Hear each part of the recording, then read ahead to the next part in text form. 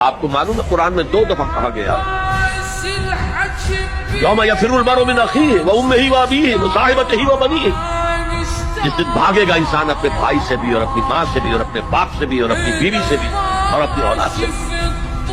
کیوں؟ نفسی نفسی نفسی نفسی نفسی نفسی، میری اولاد کو جھونک دو، میرے ماں باپ کو جھونک دو، میری بیوی کو جھونک دو، بیوی کہے گی میرے شوہر کو جھونک مجھے۔ یہی نفسی نفسی دنیا میں رہے آپ کی، مجھے اپنے آپ کو بچانا ہے سب سے پہلے، اور پھر مجھے اپنے سب سے پہلے آل اولاد کو بچانا ہے۔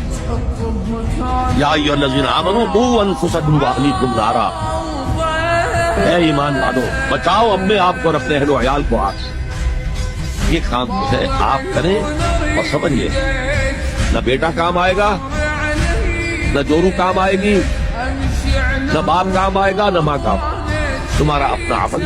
اگر تم اس راستے پر چلے، اپنی ہمت کے مطابق چلتے رہے